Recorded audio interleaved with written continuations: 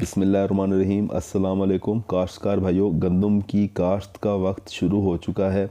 हमारे बहुत से काश्तकार भाई जो हैं वो गंदम की फ़सल काश्त कर चुके हैं और कुछ जो है वो ज़मीनें तैयार कर रहे हैं। काश्त की अगर बात की जाए तो वतर के अंदर भी गंदम की फ़सल काश्त हो रही है। इसके अलावा गपछट के तरीके के ज़रिए भी गंदम की फ़सल काश्त हो रही है और खुश्क तरीके के ज़रिए भी गंदम की फ़सल काश्त की जा रही है। कुछ दोस्त हमारे ज़मीन की तैयारी भी कर रहे हैं और वो कुछ ही दिनों के अंदर गंदम की फ़सल को काश्त कर देंगे। अब बहुत से काश्तकार भाई ये सवाल कर रहे हैं कि किस टेम्परेचर पर, किस दर्जा हरारत पर गंदम की फ़सल को काश्त करना चाहिए। काश्तकार भाइयों, अगर गंदम के बीज के उगाव की बात की जाए तो 20 से 30 डिग्री सेंटीग्रेड टेम्परेचर वो टेम्परेचर होता है जिस पर गंदम के बीज का उगाव मुकम्मल हो जाता है। इस दर्जा हरारत के दौरान यानी कि 20 से 30 डिग्री सेंटीग्रेड टेम्परेचर के दौरान गंदम काश्त की जाए तो उसका मुकम्मल तौर पर उगाव हो जाता है।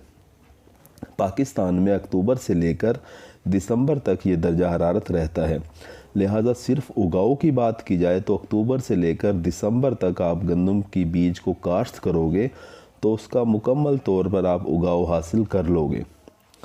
काश्तकार भाइयों, अब बात की जाए कि किस तारीख़ में गंदम की फ़सल को, गंदम के बीज को काश्त किया जाए और उससे भरपूर पैदावार हासिल की जाए, तो इस सिलसिले में हमारे कुछ साइंसदानों ने मुख्तलिफ़ तारीख़ों के अंदर तजर्बात किए।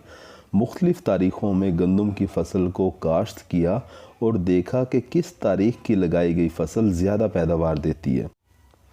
25 अक्टूबर को गंदम की फ़सल काश्त की गई, फिर उसके बाद 5 नवंबर की तारीख़ को गंदम की फ़सल काश्त की गई, फिर उसके बाद 15 नवंबर को काश्त की गई और फिर उसके बाद 25 नवंबर को काश्त की गई। इस तरह 4 मुख्तलिफ़ तारीख़ों में गंदम की फ़सल काश्त की गई और उसके बाद ये मुआयना किया गया कि किसकी पैदावार ज़्यादा आती है। नतीजा ये निकला कि 5 नवंबर की काश्त करता गंदम की पैदावार ज़्यादा थी। उसके अंदर शगुफ़े भी ज़्यादा बने, पौधों की तादाद भी ज़्यादा थी, सिट्टे का साइज़ भी ज़्यादा बड़ा था, सिट्टे में दाने भी ज़्यादा थे और उन दानों का वज़न भी ज़्यादा था।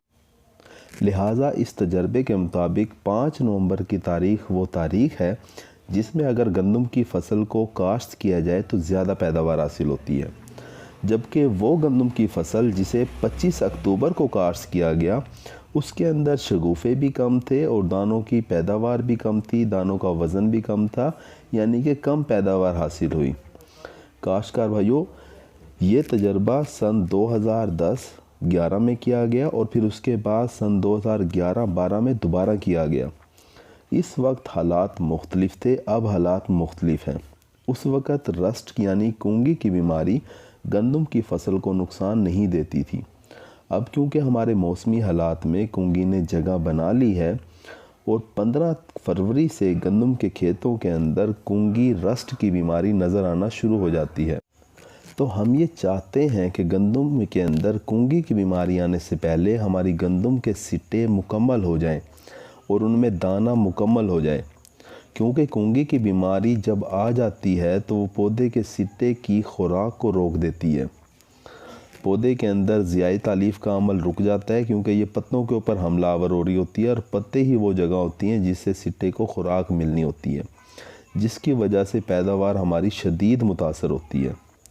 काश्तकार भाइयों, गंदम की फ़सल के अंदर तकरीबन 95 से 100 दिन में सिट्टा निकल आता है और तकरीबन 20 दिनों के अंदर दाना मुकम्मल हो जाता है। अब आप हिसाब लगा लें कि अगर हम 1 नवंबर को गंदम की फ़सल काश्त करें तो नवंबर, दिसंबर, जनवरी और फरवरी, 5 फरवरी वो तारीख़ होगी जिसके अंदर सिट्टा निकल आएगा और उसके बाद 20 दिन लगाएं तो 25 फरवरी तक जो है वो सिट्टे के अंदर दाना भी मुकम्मल हो जाएगा। अब 15 फरवरी को अगर बीमारी आ भी जाए तो वो इतना नुकसान नहीं कर पाएगी क्योंकि हमारे सिट्टों के अंदर दाना मुकम्मल हो चुका होगा। लेकिन इसके मुकाबले में अगर हमारे काश्तकार भाई 1 दिसंबर को गंदम की फ़सल काश्त करते हैं तो हिसाब लगाएं कि तकरीबन 1 मार्च तक जाके सिट्टे निकल रहे होंगे और उस वक्त तक हमारी बीमारी जो है वो बहुत ज़्यादा हमलावर हो चुकी होगी और सिट्टे के अंदर दाना बनने के अमल को रोक देगी। पैदावार शदीद मुतासर होगी। काश्तकार भाइयों, आप जितना गंदम की फसल को देर से काश्त करोगे, यानी कि 1 नवंबर के बाद जितना देर से काश्त करोगे, उतनी ही ज़्यादा पैदावार जो है वो मुतासर हो रही होगी। लिहाजा गंदम की काश्त जितनी जल्दी हो सके मुकम्मल कर लें।